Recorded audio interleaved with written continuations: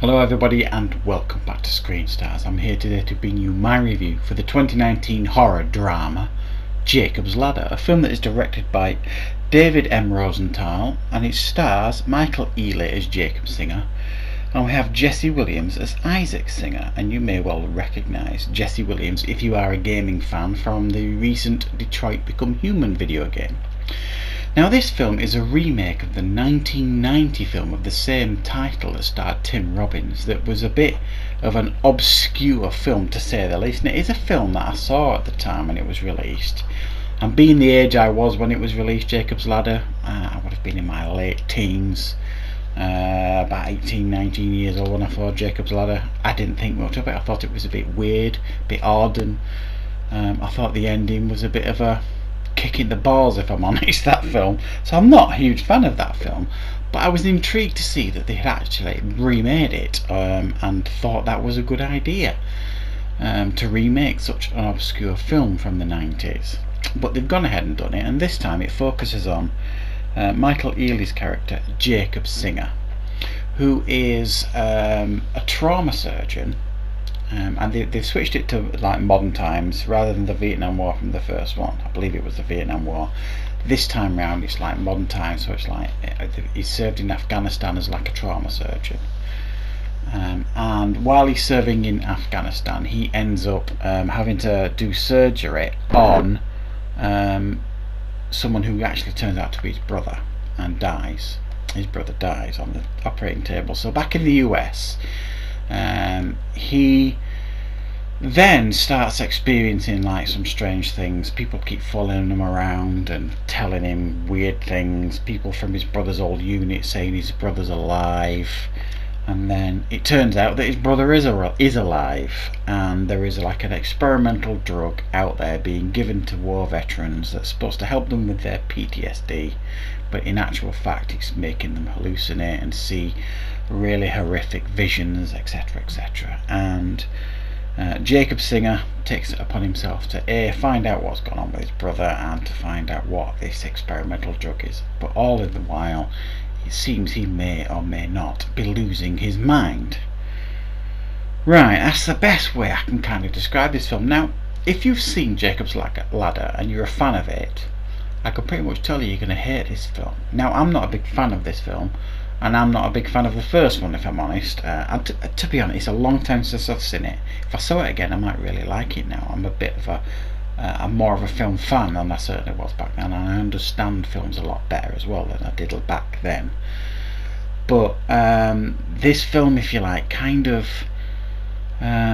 begs the question, did we need this remake? I personally would suggest not. I don't think this film offers anything new, really. Now if you do know the ending of the original Jacob's Ladder, and I ain't going to spoil that for you, you kind of think, well, what's this film going to do differently? Well, it does do something different, but I would give a strong argument as if does it do it any better? Definitely not.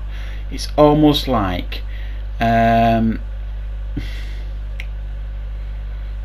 tries to switch up the ending compared to the first one, because it can't copy the ending of the first one. I don't know why. If you like, it's a remake, why don't you?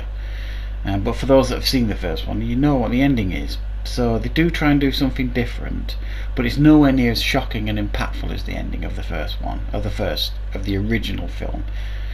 Kind of think Planet of the Apes, the Tim Burton remake, that the ending that film gave, that fans of the original absolutely lambasted.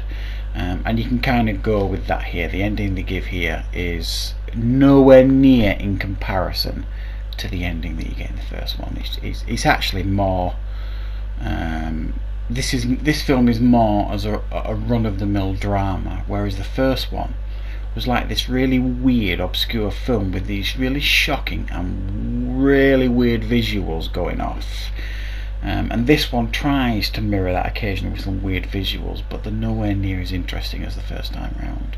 And it comes across, this film, as a bit more of a run-of-the-mill humdrum drama. It is described as a horror, this film, but it's not scary at all. And other than a few bizarre sequences and hallucinations here and there, and some couple of shocks you could describe as weak scares, it ain't a horror. So yeah, I'm not really sure what else to say about this film. I mean, there's nothing wrong with the performances, and the film looks impressive enough. Everybody on display here gives decent performances. You believe their performances, you believe the family dynamics that's going on, and all the rest of it. And like I say, everything else is competent. The soundtrack, the way it looks, the visuals, the visual effects that we get here and there, everything is okay. It's just in a film that is just a bit unnecessary, and definitely, put it this way, if you haven't seen the first film, don't bother with this one. Go and watch that instead, because this isn't going to impress you. I don't think, it's just dull, and you feel a bit robbed by the end because you're expecting